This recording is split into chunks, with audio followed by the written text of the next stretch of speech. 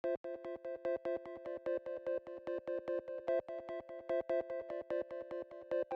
everyone, good morning, good afternoon, good evening, wherever you are. We are back again with yet another A Day in the Life of a CISO.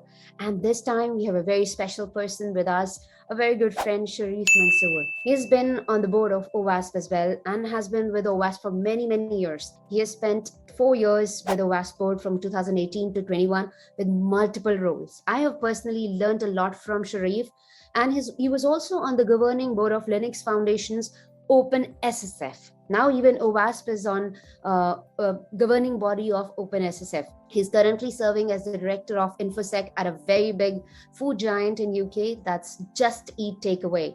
He's originally from Egypt and has spent a lot of time in UK. Thank you so much, Sharif, for joining me today. Thank you, Vandana, and honored to be on.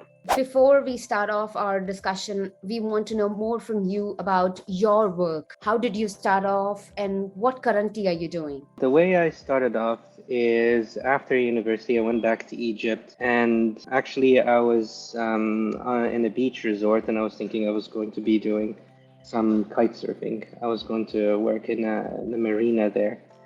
And I went back to Cairo to see sort of what work is available there. I did a mix of hardware engineering, software engineering, and economics in my degree. And I met this very interesting person, Dr. Sherif Hosni, who was starting a company that provided outsourcing core banking systems. So they would basically outsource the entire back office of a bank. And I started talking to him, and he was very candid. He says, well, your degree doesn't have specialization, because it feels like you would have been done very well in the Renaissance, where you knew a little bit of here and there.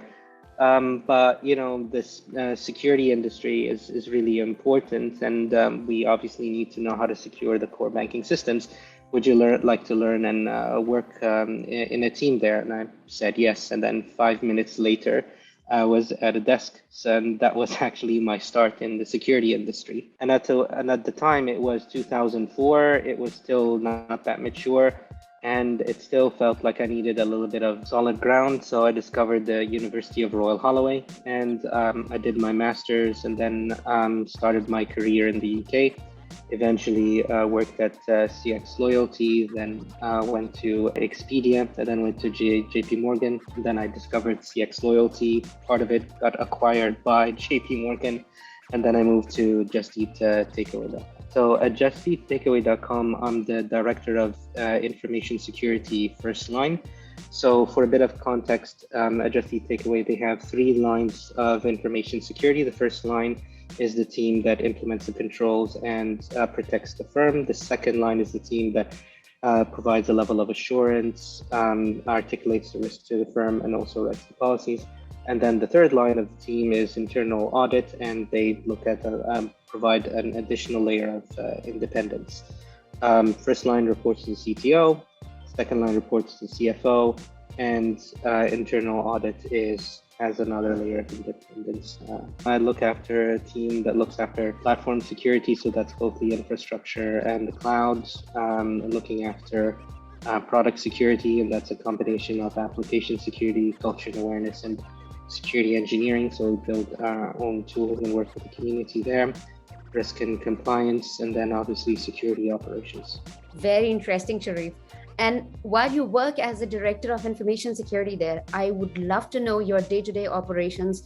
How exactly a day in the life of Sherif Mansour looks like at Just Eat Takeaway, and how it is different from any other security heads or a CISO or a director, how different it is? One of the things I did while I was on the board of OWASP is take this course from the Institute of Directors. It's just essentially, how do you run any organization? The key pillars in order to run an organization, it is, the first one is corporate governance. The second one is the strategy and markets, just understanding where you are and where you want to get to. It's leadership, and finally, it's finance. And so what I've done is I've also learned from taking a page from Jack Dorsey, Jack Dorsey used to run both Twitter and Square at the same time as CEO. So when people asked him, how did you do that? He gave them a two-part answer. The first one is he dedicates equal time to both. The second thing that he does to make it discipline is that he themes his days. So one day, for example, he manages does the operations and the management of the firm. There is one day on stakeholders and one day on culture and so on.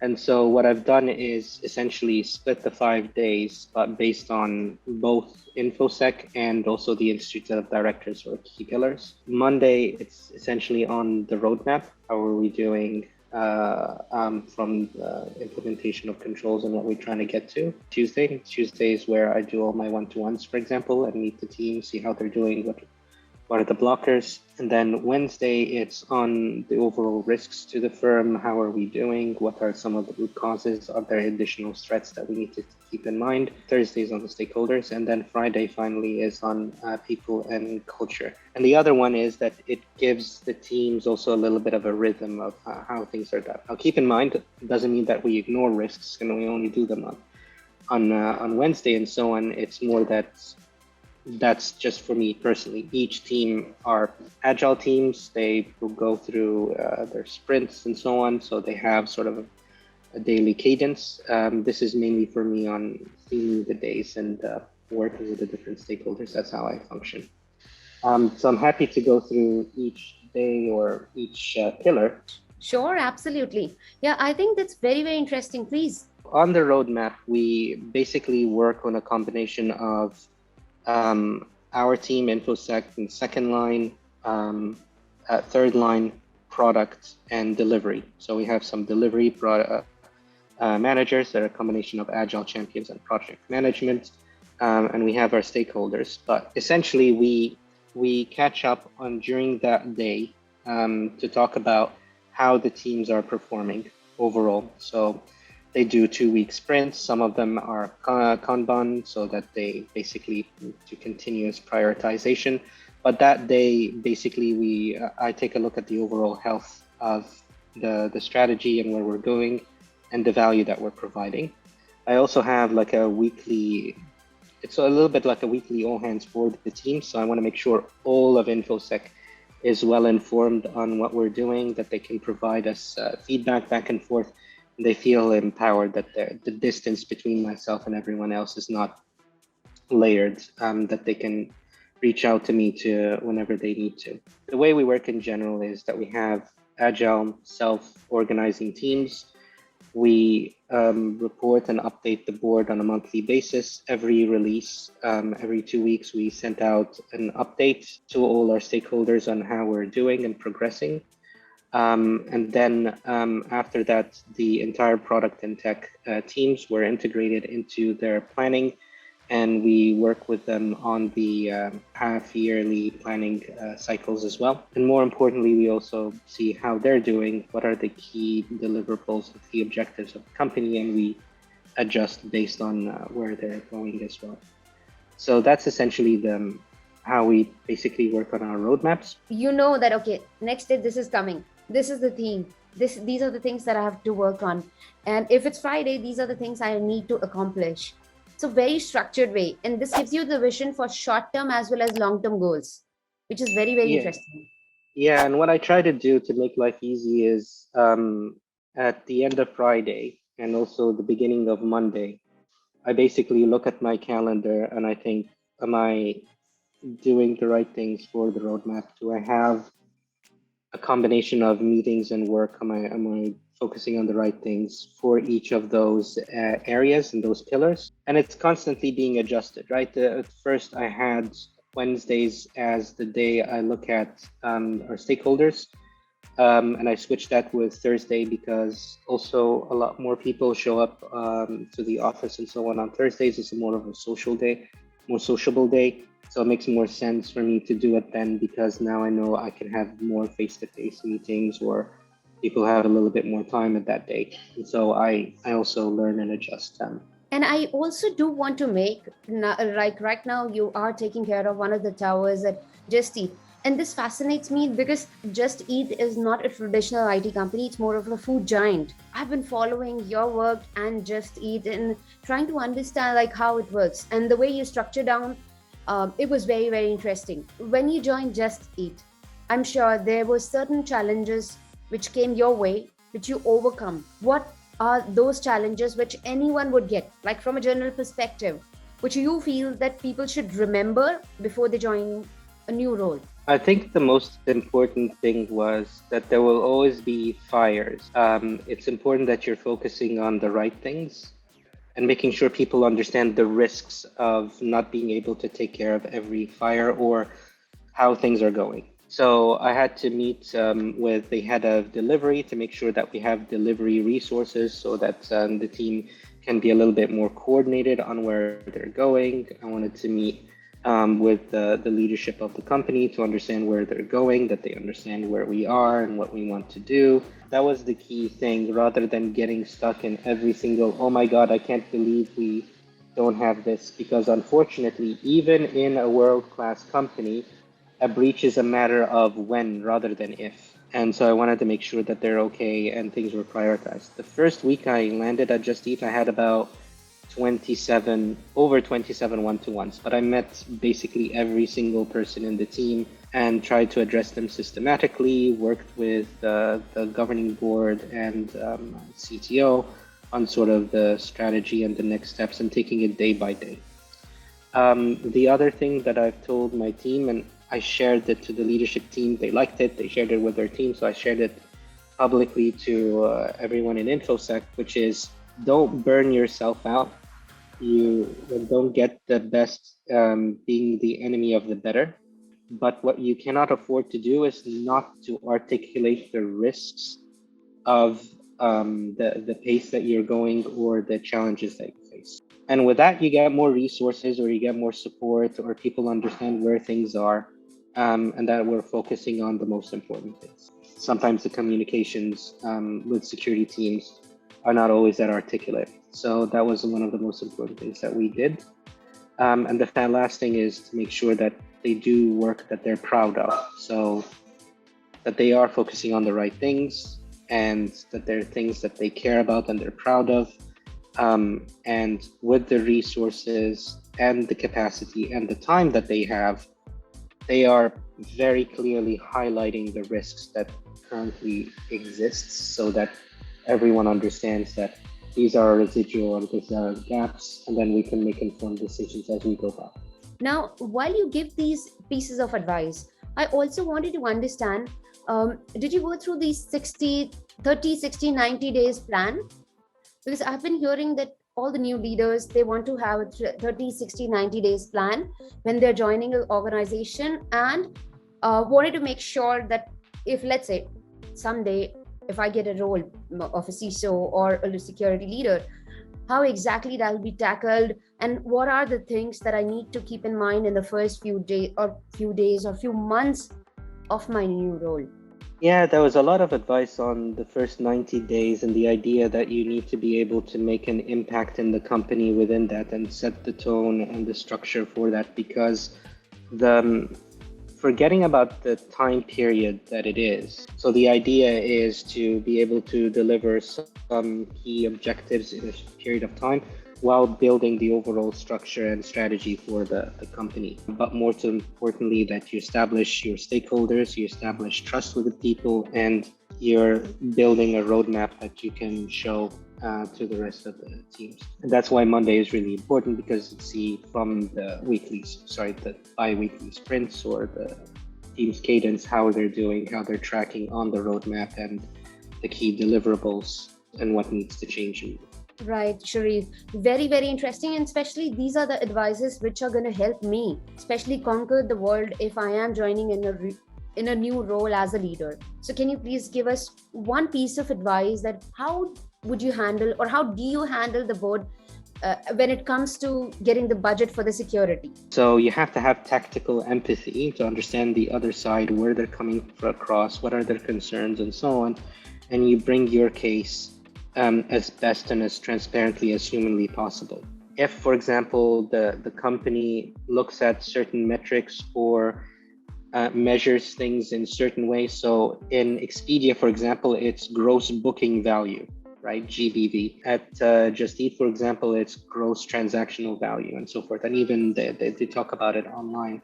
And so you would basically have to speak to them in the same language, and you have to be able to, how I describe, speak Klingon to your own tribe and then speak English to everyone else. And with the board, it's the same. It's, here is the situation, here's what we've seen, here's the risks, here's what we would need to get there. And then the other one is to be absolutely sure, is this a board level problem that you're describing, or something that you need to talk to somewhere lower in the chain, like your CTO or finance or elsewhere. But the key thing is you're establishing trust, you understand their concerns and their language, and you're able to communicate in the same way. Agreed. So how do you make sure that all of these are working in tandem, and the strategy that you have or the vision that you have is going in the same direction? The most important thing is what's the right thing for the company. So you have multiple stakeholders. This is always the most important question. And sometimes it's because you don't have the right data, or that you don't have the right sync or stakeholders in a room. And it's just important to get there. Make sure that you're always focusing on what's the right decision for the company. So when I meet my team, like I set up I mentioned, like I have all my one-to-ones in a day, and that's for an important reason as well, is we're working remote, but I'm also giving everyone the option to, hey, I can be in the office. I can meet you in the office if you want to. And with my team, one of the first questions I lead when I catch up with them one-to-one is like, how are you feeling? I used to have a manager that his go-to phrase is, hey, what's going on? You can start talking about that, because once you say that, you just try to fill the vacuum by saying, well, I'm doing this and this is going on. But asking somebody how they're feeling, it just strikes into getting a little bit more honesty, or getting a little bit more about that, well, I don't feel that this is going well, I'm okay, but there's a lot going on. And you get a little bit more, a deeper connection with the team, but also a little bit more honest answers. And then, as I mentioned before, I have those themes. So I ask them same things, like, how are the people doing? How are your governance and your processes doing? How are you doing with regards to your finance and so on?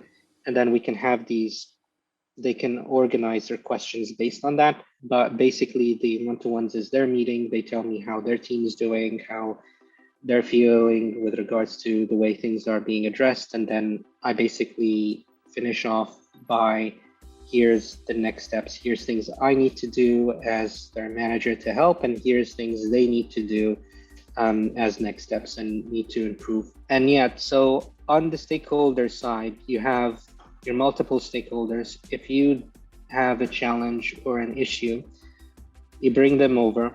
And it could be any risk, a feature on the site where a product feels that it might impact conversion or so forth, or you might have a stakeholder where a technology team may not be convinced of the risk.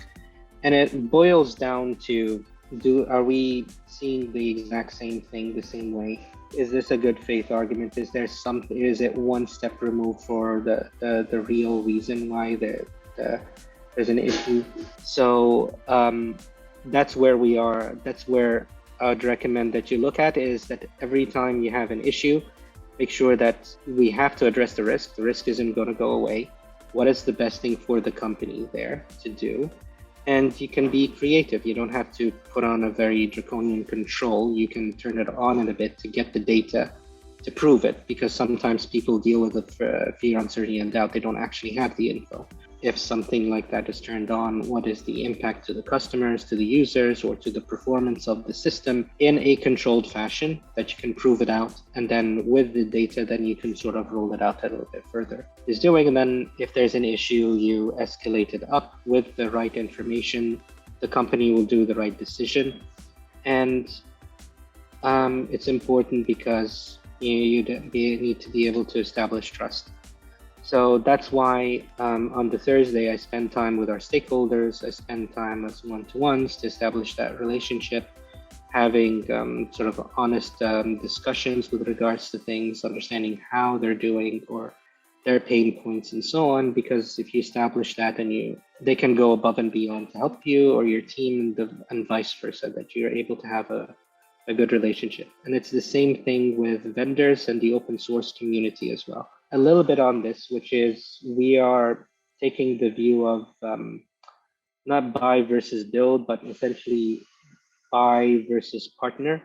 And in fact, it's more like partner with vendor or partner with, while people are looking at shifting left, one of the things that we're also looking at is shifting upstream. So what we're doing is going to the open source communities and so on and saying, hi, your web frameworks are great, but is it possible to put these controls in place so that the developers have security controls by default in either the web frameworks or in their tooling and so on. We feel that security, it takes a village to be able to solve some of these problems rather than giving teams, individual teams, like impossible tasks. We are looking at outwards and collaborating with other teams and other companies from that regard. That's part of the key thing that we're looking at, is to making sure that we're not setting up the teams to fail.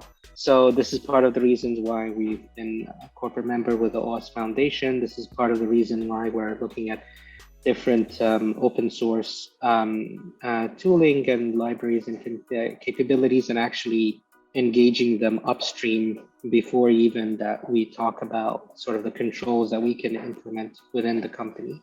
That's our sort of attitude to stakeholdership. It's multi-leveled, and the community is also a big part of it. Yeah, very, very amazing. I am sure when you strategize these things, they're very, very helpful. Yeah, and that's why it's important to have that structure, and also to make sure that the teams are pacing themselves, but they're also focusing on the right things. We're making sure that we have a good level of structure and also providing a good level of comms internally and externally. Yeah, it was a very informative discussion, Sharif. I totally enjoyed it. I am sure the listeners have also enjoyed it. Thank you so much for joining me today. It was wonderful to have you, Sharif. My pleasure. Thank you. And I'm sure I'll look forward to many more discussions with you in the upcoming future. Thank you. I do want to just leave with one last note, if that's all right. So one of the things that we also care about is diversity and inclusion. And we also care about the skills gap in information security. So one of the things that we're looking at as a company wide for technology is an early talent program. And that early talent program will also focus on diversity and inclusion. We are looking at working with stakeholders on getting a diverse group in. And for us with the technology team, the InfoSec team, as well as we're trying to have a deeper bench of focusing more on training and career progression versus just hiring very specific skill sets, because we can train people, and there's also a very good specialized market at InfoSec in the market right now. What we're trying to do is make sure that we hire people with the right attitudes and so forth, and also establish a great culture in the company. So there'll be more on that soon, but it's something that we care deeply, and it's something we're looking forward to. So there'll be more on that soon. Yeah, thank you so much. I'm sure that's going to flourish a lot, and glad to see it coming from the leaders. Thank you. Thanks, Sharif. My pleasure. Take care, Vandana. Have a good day. Thank you so much, Sharif. See you soon again. Take care. Thanks everyone for joining us.